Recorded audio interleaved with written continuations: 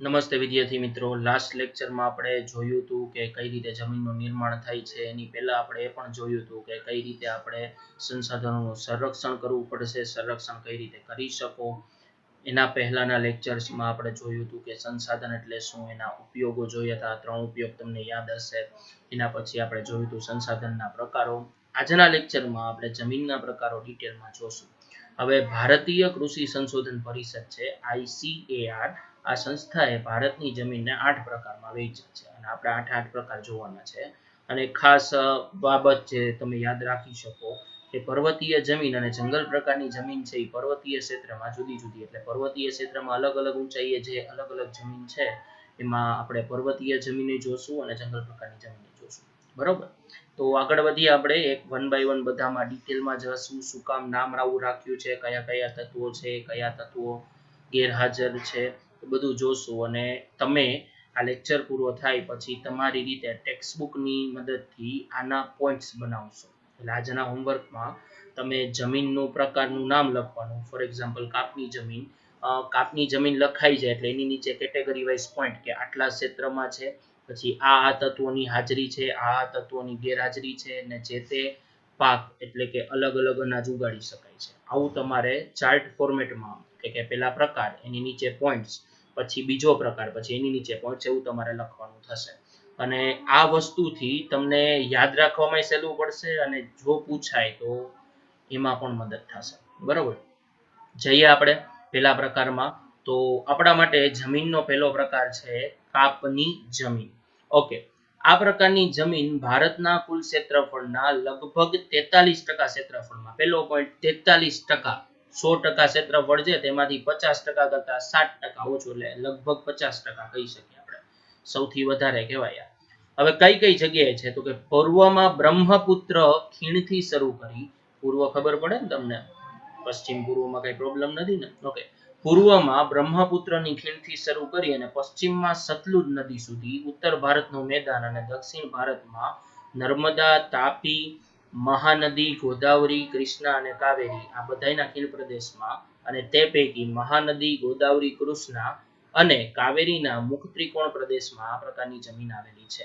હવે કાપની જમીન વિશે તમે એવું કહી શકો, 2 પોઈન્ટ્સ આપણે મળ્યા કે પહેલા તો 43% ક્ષેત્રફળમાં ફેલાયેલી છે અને નદીના મુખ ત્રિકોણ પ્રદેશમાં આ પ્રકારની જમીન જોવા મળે છે. મુખ ત્રિકોણ પ્રદેશ એટલે જ્યાં નદી પોતાનો કાપ ઠાલવતી હોય, જ્યાં નદી મોટા ભાગના કેસમાં દરિયાને મળતી હોય, ત્યાં એનો કાપ બધો ત્યાં જ ઠલવાતો હોય અને ત્યાં જે જમીન તમને જોવા મળે કાપ પ્રકારની જમીન હોય. કાપની જમીનનું નિર્માણ નદીઓ દ્વારા નિક્ષેપિત કાપને આભારી, હમણાં કીધું એમ નિક્ષેપિત એટલે જે કાપ ત્યાં નીકાળે છે નદી, એના આભારી છે. આ જમીનમાં પોટાશ, ફોસ્ફરિક એસિડ અને ચૂનાનું પ્રમાણ વધારે જોવા મળે છે. પોટાશ જોવા મળશે, ફોસ્ફરિક એસિડ જોવા મળશે અને ચૂનાનું પ્રમાણ જોવા મળશે. અને નાઇટ્રોજન અને હુમસની માત્રા ઓછી છે, એટલે આ બે વસ્તુ ઓછા પ્રમાણમાં જોવા મળે છે. જો આ જમીનમાં કઠોળ વર્ગના પાક લેવામાં આવે તો તેમાં નાઇટ્રોજનની સ્થિરતાનું પ્રમાણ વધારી શકાય. આપણે કીધું 3 વસ્તુ છે, કઈ કઈ તો કે એક તો પોટાશ, ફોસ્ફરિક એસિડ અને ચૂનો, આ વધારે છે. 2 વસ્તુ નથી, નાઇટ્રોજન અને હ્યુમસ નથી. અને આનું સોલ્યુશન એ આપ્યું કે જો તમે આવી જમીનમાં કઠોળ વર્ગનો પાક લ્યો ને તો જમીનમાં નાઇટ્રોજનની સ્થિરતા તમે વધારી શકો છો. સોલ્યુશન એ આપ્યું છે. આ પ્રકારની જમીનમાં ઘઉં, ચોખા, શેરડી, શણ, કપાસ, મકાઈ, તેલીબિયા વગેરે પાકો લેવાય છે. એટલે આ જમીનમાં ઘઉં, ચોખા, શેરડી, શણ, કપાસ, મકાઈ અને તેલીબિયા આવા બધા પાકો લેવામાં આવે છે. તમને સ્ક્રીન ઉપર દેખાશે, એના પછી તમને નકશો આપેલો છે અને નકશામાં અલગ અલગ પ્રકારની જમીન છે એ દર્શાવવામાં આવેલી છે. બરોબર, જો કાપની જમીન તમે જોશો તો કાપની જમીન તમને દેખાશે કે જ્યાં જ્યાં નદીઓ વધારે છે, ભારતનો ઉત્તર ભાગમાં જે મેદાનો છે ત્યાં કાપની જમીન છે. આ ઉપરાંત લગભગ દરિયાકાંઠાનો પ્રદેશ છે જે પૂર્વમાં, એ બધી જગ્યાએ કાપની જમીન તમને જોવા મળશે. બરોબર ને. ઓકે, આગળ વધીએ. કાપની જમીન પછી આપણો બીજો પ્રકાર છે રાતી અથવા લાલ જમીન. એક જ જમીનના 2 નામ છે, રાતી અને લાલ. રાતી અથવા લાલ જમીન ભારતના કુલ ક્ષેત્રફળના લગભગ 19%, સાંભળજો ખાસ, લગભગ કીધું છે, શ્યોરિટી નથી, 19%. કાળી જમીન કાપની જમીન હતી એ કેટલામાં હતી? 43. આ કેટલામાં છે? 19%. ઓકે, દક્ષિણના દ્વીપકલ્પમાં તમિલનાડુથી માંડી અને ઉત્તરમાં બુંદેલખંડ સુધી અને પૂર્વમાં રાજમહેલની ટેકરીઓથી પશ્ચિમમાં કચ્છ સુધી તે વિસ્તરેલી છે. ઓકે, દ્વીપકલ્પ એટલે જ્યાં ત્રણેય બાજુ દરિયો છે. આપણે દક્ષિણ ભારતની અંદર તમને ખબર જ છે કે જમીન વચ્ચે છે, ત્રણેય બાજુ દરિયો છે. ત્યાંથી શરૂ કરી ઉત્તરમાં બુંદેલખંડ સુધી અને પૂર્વમાં રાજમહેલની ટેકરીથી પશ્ચિમમાં કચ્છ સુધી, એટલે કચ્છ સુધી આ જમીન છે રાતી અથવા લાલ. રાજસ્થાનના કેટલાક વિસ્તારમાં આ પ્રકારની જમીન જોવા મળે છે. રાજસ્થાનમાં અમુક વિસ્તારમાં આ પ્રકારની જમીન છે. આ જમીનમાં ફેરિક ઓક્સાઇડની હાજરીના કારણે તેનો રંગ લાલ. હવે આ એક માર્કમાં પૂછી શકાય કે લાલ જમીનનો, રાતી જમીનનો રંગ શાને આભારી છે? તો કે ફેરિક ઓક્સાઇડના કારણે. યાદ રાખજો, હજી પછી એક પ્રકારમાં પણ આવશે, કંઈક આવું હું તમને કહીશ ત્યારે પાછો રેફરન્સ આપીશ. તે નીચે જતા પીળા રંગમાં ફેરવાય છે, એટલે ઉપરનો ભાગ લાલ દેખાય, જો ખોદો એને તો નીચે પીળા રંગમાં ફેરવાય. આ જમીનોમાં ચૂનો, કાકરા અને કાર્બોનેટ મળી આવતા નથી. આ વસ્તુ નથી, ચૂનો નથી, કાકરા નથી, કાર્બોનેટ આ વસ્તુ નથી. મોટે ભાગે આ જમીનમાં મેગ્નેશિયમ ફોસ્ફેટ, નાઇટ્રોજન અને પોટાશની ઉણપ જોવા મળે છે. કાપની જમીનમાં નાઇટ્રોજન નહોતું, હ્યુમસ નહોતું, આમાંય નાઇટ્રોજન નથી, મેગ્નેશિયમ નથી, ફોસ્ફેટ નથી, નાઇટ્રોજન નથી, પોટાશ આ બધું ઉણપ એટલે ઓછા પ્રમાણમાં છે. ઓકે, આ પ્રકારની જમીનમાં બાજરી, કપાસ, ઘઉં, જુવાર, અળસી, મગફળી, બટાટા વગેરે પાકો લેવામાં આવે છે. હવે ઘઉં ઉપર આવ્યો તો અહીંયા આવ્યો છે, તો તમારે જે યુનિક છે એ પાકના નામ યાદ રાખવાના છે. એટલે તમે લખતા પહેલા એકવાર જોઈ લેજો કે કયા કયા પાકો અમુક પર્ટિક્યુલર જમીનમાં જ થાય છે, અને એ જ યાદ રાખો. 2 થી 3 નામ યાદ રાખો તો ચાલે, બરોબર? બધું યાદ ન રહે તો ચાલશે, પણ લખજો ખાસ પોઈન્ટ્સમાં, કેમ કે તમે લખશો બહુ ઓછું તો એમાંથી વાંચશો ઓછું, યાદ તો તમને ખબર જ છે કેટલું રહે છે, બરોબર ને? આગળ વધીએ તો લાલ જમીન પછી આપણે આવશું કાળી જમીન, કાપની જમીન અને કાળી જમીન, બે અલગ છે. ઓકે, કાળી જમીન અથવા તો રેગુર જમીન ભારતના કુલ ક્ષેત્રફળના 15%. ઓકે, 43, 19, 15. 43 કઈ? કાપની જમીન, 19 કઈ?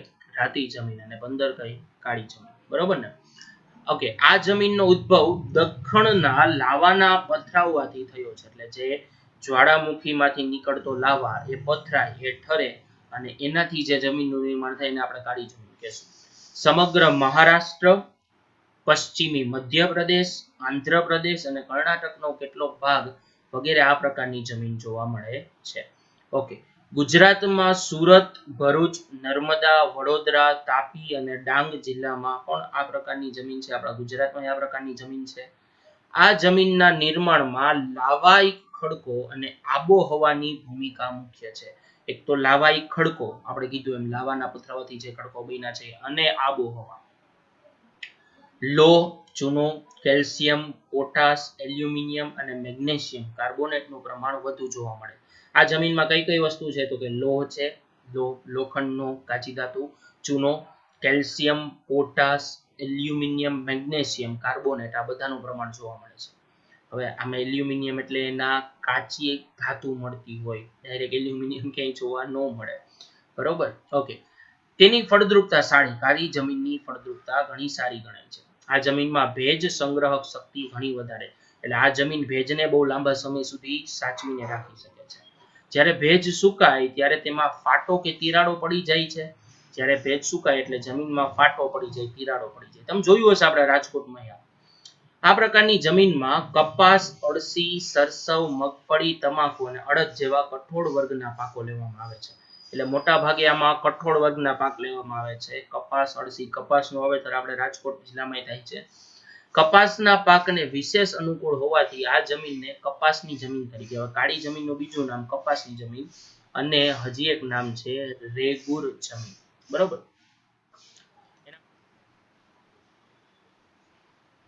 હવે લેટેરાઇટ કે પડખાઉ જમીન, આ જમીનનું નામ લેટિન ભાષાના શબ્દ લેટર ઉપરથી પડ્યું છે. લેટર એટલે ઈંટ, અને આમાં લાલ રંગ લો ઓક્સાઇડના કારણે. આમાં લાલ રંગ રાતી જમીનમાં ફેરિક ઓક્સાઇડ, આમાં લો ઓક્સાઇડ. આ જમીન ભીની થાય ત્યારે માખણ જેવી મુલાયમ હોય અને સુકાઈ જાય ત્યારે કેવી થઈ જાય? સખત. સૂકી અને ભેજવાળી આબોહવાના પરિવર્તનથી અને સિલિકામય પદાર્થોના નિવારણથી તેનું નિર્માણ થયેલું છે. ભારતીય દ્વીપકલ્પીય ઉચ્ચ પ્રદેશોના ઊંચાણવાળા ભાગોમાં વિકસિત થયેલી જોવા મળે છે. ઊંચાણવાળા ભાગોમાં આ જમીન વધારે જોવા મળે છે. આ પ્રકારની જમીનોમાં મુખ્યત્વે લોહ તત્વો, હમણાં કીધું લોહ ઓક્સાઇડ હતું, લોહ તત્વ, પોટાશ અને એલ્યુમિનિયમનું પ્રમાણ વધારે જોવા મળે છે. આ જમીન ઓછી ફળદ્રુપ હોય છે, જમીન ઓછી ફળદ્રુપ છે, પણ તેમાં ખાતર નાખીને, છતાંય આપણે ખાતર નાખીને એમાં કપાસ, ડાંગર, રાગી, શેરડી, ચા, કોફી, કાજુ વગેરેનો પાક લઈ શકીએ છીએ. આ જમીનને પડખાઉ જમીન તરીકે પણ ઓળખવામાં આવે છે. લેટેરાઇટ, પડખાઉ, લેટર ક્યાંથી આવ્યો? લેટિન શબ્દ છે. ઈંટ થાય, ભીની થાય તો માખણ જેવી થઈ જાય, મુલાયમ હોય, સુકાઈ જાય ત્યારે સખત બની જાય, એટલી બધી ફળદ્રુપ છે નહીં, છતાં ખાતરની મદદથી પાક લઈ શકાય છે. ઓકે, ત્યારબાદ આપણે આગળ વધીએ. રણ પ્રકારની જમીન, ડેઝર્ટ સોઇલ. ત્યારબાદ આગળ વધીએ. રણ પ્રકારની જમીન. ઓકે, આ જમીન સૂકી અને અર્ધ સૂકી આબોહવાવાળી પરિસ્થિતિમાં જોવા મળે. તમને ખબર જ છે, રણ પ્રકારની જમીનની આ ભેજ બહુ ઓછો હોય એટલે સૂકી જમીન હોય. આ જમીન રેતાળ અને ઓછી ફળદ્રુપ, એ તમને ખબર છે, રણ પ્રકારની જમીન ફળદ્રુપ હોતી નથી. આમાં ક્ષારોનું પ્રમાણ વધારે હોય છે. ક્ષાર, દ્રાવ્ય ક્ષારો, તમને ખબર જ છે કે દરિયાના પાણીમાં ક્ષારનું પ્રમાણ વધારે એટલે ખારાશ જોવા મળે. આ સેમ ખારાશ તમને રણ પ્રદેશની જમીનમાં પણ મળે છે. આ પ્રકારની જમીન રાજસ્થાન, હરિયાણા અને દક્ષિણ પંજાબના કેટલાક વિસ્તારોમાં છે. જ્યાં જ્યાં રણ હોય ત્યાં આ પ્રકારની જમીન હોય. રાજસ્થાન, હરિયાણા, દક્ષિણ પંજાબ. ગુજરાતમાં પણ આ પ્રકારની જમીન છે, તમને ખબર જ છે, કચ્છમાં અને ઉત્તર ગુજરાત અને સૌરાષ્ટ્રના કેટલાક વિસ્તારોમાં આ જમીન આવેલી છે. સિંચાઈની સુવિધાઓથી તેમાં બાજરી અને જુવારનો પાક લેવાય છે. અને આવી જમીન હોવા છતાં સિંચાઈની મદદથી, એટલે કે પાણીની વ્યવસ્થા કરી અને તેમાં પાક લઈ શકો છો. આગળ વધીએ. પર્વતીય જમીન. આ જમીન હિમાલયની ખીણો અને ઢોળાવોના ક્ષેત્રમાં 2700 મીટરથી 3000 મીટર સુધીની ઊંચાઈ, એટલે હિમાલયની ખીણો અને ઢોળાવો, જ્યાં પર્વતીય ખીણો, પર્વતનું તળિયું, ત્યાંની ઢોળાવોના ક્ષેત્રમાં જમીનથી 2700 થી લઈને 3000 મીટરની સુધીની ઊંચાઈ સુધી આને પર્વતીય જમીન કહે છે. આનું સ્તર પાતળું અને અપરિપક્વ હોય છે. હજી એટલી બધી જમીનને નિર્માણ થવા માટેનો સમય નથી. અસમ, દાર્જિલિંગ, ઉત્તરાખંડ, હિમાચલ પ્રદેશ, કાશ્મીર, જ્યાં જ્યાં હિમાલય છે, ઓકે, હિમાલયના પર્વતો છે, પર્વત શ્રેણી છે, ત્યાં જમીન જોવા મળે છે. હિમાલયના સામાન્ય ઊંચાઈના ભાગોમાં દેવદાર, ચીડ અને પાઇનના વૃક્ષોના વિસ્તારમાં આ પ્રકારની જમીન. અહીંયા પાક લેવાનો બહુ ઓછો હોય, અહીંયા વધારે પડતો વૃક્ષ કે જે એક વખત ઉગાડ્યા પછી લાંબા સમય સુધી તમે એનો ઉપયોગ કરી શકો એવા બધા વૃક્ષો ત્યાં હોય છે. એના પછી જંગલ પ્રકારની જમીન. ઓકે, હવે ખાસ આપણે આગળ ડિસ્કસ કર્યું હતું, પર્વતની ઊંચાઈમાં અલગ અલગ ઊંચાઈએ જમીન હોય તો પર્વતીય જમીન 2700 થી 3000, જંગલ પ્રકારની જમીન 3000 થી 3100. ઓકે, આ પ્રકારની જમીન હિમાલયના સંકુદ્રમ જંગલોમાં છે. વચ્ચે સહ્યાદ્રી, પૂર્વઘાટ, મધ્ય હિમાલયના તરાઈ ક્ષેત્રમાં આવેલી છે. વૃક્ષોના ખરેલા પાંદડાથી ભૂસપાટી ઢંકાયેલી હોય છે. વૃક્ષોના જે પાંદડા ખરે એનાથી જમીન આખી ઢંકાયેલી હોય છે. તે પાંદડા સડવાથી સેન્દ્રિય દ્રવ્યોનું પ્રમાણ વધવાથી જમીનનો ઉપલો ભાગ કાળો, અને આ પાંદડા સડે એટલે કાળા વધી જાય અને એટલે જમીન ઉપરથી કાળી દેખાય. જમીનના તળમાં નીચેના તરફ જતા ભૂરા કે લાલ રંગ, જો એને ખોદો તો નીચેની બાજુ ભૂરો કે લાલ રંગ હોય છે. આ જમીનમાં ચા, કોફી, તેજાના મરી મસાલા ઉપરાંત ઘઉં, મકાઈ અને જવ જેવા પણ પાકો લેવાય છે. આ જમીન અત્યંત મર્યાદિત ક્ષેત્ર ધરાવે છે, બહુ ઓછી જગ્યાએ જોવા મળે છે ભારતમાં, એટલે કે મર્યાદિત ક્ષેત્ર ધરાવે છે. લાસ્ટ, દલદલ કે પીટ પ્રકારની જમીન. ઓકે, આ પ્રકારની જમીન ભેજવાળા વિસ્તારમાં જૈવિક પદાર્થોના સંચયથી વિકસે છે. એટલે જૈવિક પદાર્થો ઘણા બધા ભેગા થઈ જાય અને પરિણામે જે સડો થાય એના પરિણામે આ જમીનનો વિકાસ થાય છે. વરસાદ ઋતુ દરમિયાન આ જમીન પાણીમાં ડૂબેલી, વરસાદના સમયે પાણીમાં ડૂબી જાય એટલું બધું પાણી હોય અને પાણી ઓસરતા તેમાં ડાંગરની ખેતી કરવામાં આવે છે. સૌથી વધારે પાણીની જરૂર હોય એવો પાક છે.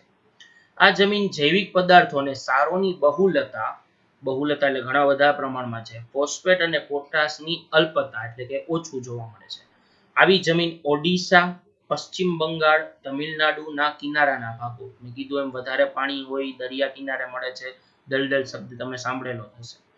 ઉત્તર બિહારોના મધ્ય ભાગ અને ઉત્તરાખંડના અલ્મોડા જિલ્લામાં પણ જોવા મળે છે અને આ જમીનનું ક્ષેત્ર પણ અત્યંત મર્યાદિત વ્યાપ ધરાવે છે. આની પહેલા જોયું એમ જંગલ પ્રકારની જમીનમાં પણ સેમ હતું, બહુ ઓછા પ્રમાણમાં છે. દલદલ કે પીટ પ્રકારની જમીનમાં બહુ ઓછા પ્રમાણમાં છે. બરોબર. આના પછી આપણે નેક્સ્ટ ટોપિક જોશું, પણ એ નેક્સ્ટ લેક્ચરમાં જમીનનું ધોવાણ એટલે શું. બરોબર. આજે અહીંયા સુધી રાખીએ. જય હિન્દ, જય ભારત, અસ્તુ.